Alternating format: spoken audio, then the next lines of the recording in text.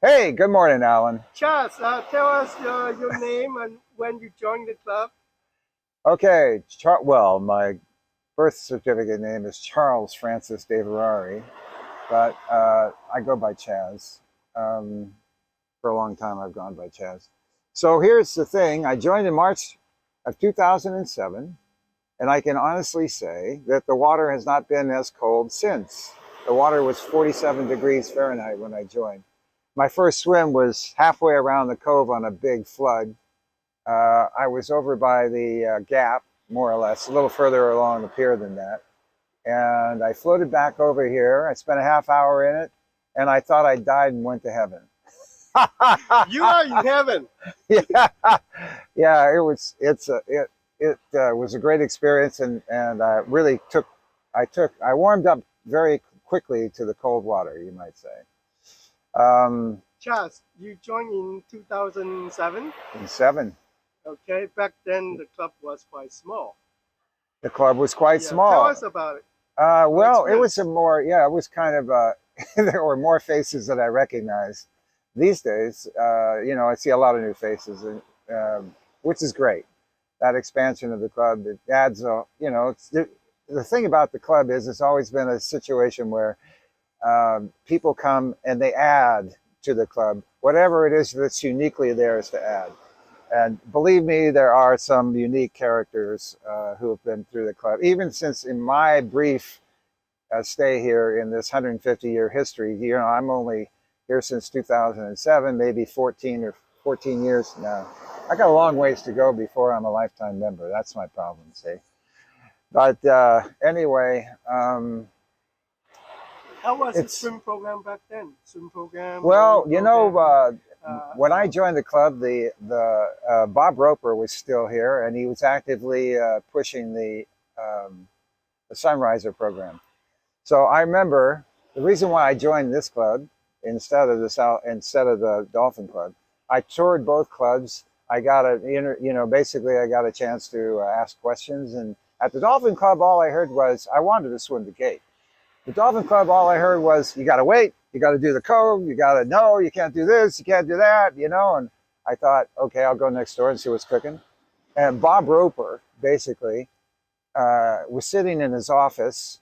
Uh, that's the chair up in the day room. And I asked Bob, and said, well, when can I swim outside the cove next door? They want me to wait 6 months or whatever. And I'm a decent swimmer. I'm a much better swimmer now than I was when I joined the club. But especially for this kind of, what obviously I've put in some miles. Yeah, talk about miles, Charles. I Tell put us in about some miles. Charles But 1000. anyway, let me finish the thought here before I move on. The thing about it was that I asked Bob, and Bob looked at me and said, "What are you doing tomorrow morning?" And that was it, man. That was like sold right there. That was, and actually the following about 2 or 3 mornings after that, I went with Bob, and this is March, and the water is 47 degrees.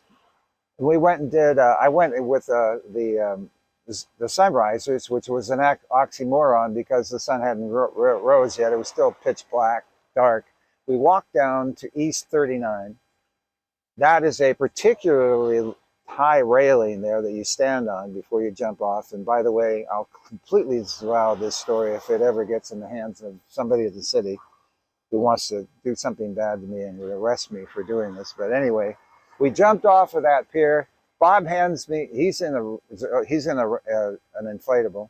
He hands me we used to use light sticks. You break them; they're chemical. It would give off light. Um, Says put that behind your strap and your cap, and off I went. Right. That was my first sunriser. I'll never forget it. It was a high jump, cold water, the coldest water I've ever experienced here in the cove. Um, and it was it was a small swim. It wasn't that big a deal. It was from East 39. But the fun part about East 39 is that it's 15, and that it happened to be pretty late in ebb. And I see about the only time I've ever jumped off a railing around here, off a pier or whatever, and my feet hit the bottom because the water was that, you know, was that shallow at the time. Okay, that was Bob and my first Sunriser, and that was a very active program here. The Sunrisers are coming back, but they gradually became less and less and less active. Now they're getting a little more active. But those were good times. Bob was a character. Okay, so here's the deal about the mileage I've swum. Well, I got into a rhythm of, basically I stopped swimming with the Sunrisers and the morning crew and doing the piloting, which I had been doing a lot of piloting. In fact, too much piloting, so much so that every time I showed up, I ended up piloting. You and get burned out. I really wanted to swim, right? So pilots beware, especially if you really want to swim. So anyway, I got started on it. I looked for something I could do that was a good swim, that required no equipment, and I could actually do it by myself, even though it's not a great idea to do this swim, this Chaz lap swim by yourself. So I got started on this idea, and somebody said, my swimming peers wanted to know, you know, I came into the sauna 20 minutes after them. We all started at the same time. I said, where the hell did you go, Chaz? We thought you drowned. I said, well, I'm just out here, you know, swimming a lap in the pool out here. And they asked me what that was about. And I said, well, the pool's over there. One end is Gas House. The other end is the end of the Creekers. And that's the pool. And I go out and swim a lap in the pool. And somebody said, oh, a Chaz lap. Boom. That's where the name came from. And then I got started on this idea of giving my dear friends, the asses, giving them a little needling. So I said, you know, and they were getting close to 1,000. Stevie and Gary were getting close to 1,000 Alcatrazes. So just to needle them a little bit, I said, you know, I'm going to swim 1,000 Chaz laps, and I'm going to do it in 5 years, and I'll start on my 65th birthday. And I'll finish on my 70th birthday, right? Well, I missed it by a month.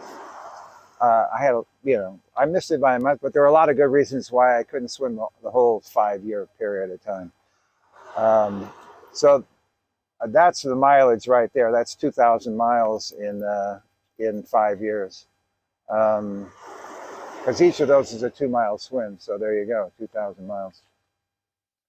And that's how the Chaz lap, you know, that's the significance of the Chaz lap. And for me, anyway, that's my biggest claim to fame when it comes to endurance swimming. So another aspect of the South End Rowing Club, which has been from the get-go, you know, it was functioning and has functioned as a volunteer organization where the members volunteer. You know, we're not a country club here. It's about volunteering and making these things happen. All these, you know, all the functions that happen, all the rowing functions, all the swimming functions, all the handball functions, all the running I love the runners. Who can't get behind a motto of start out slowly and taper off from there? I mean, that's a great motto. So anyway, it's all about the volunteerism. And I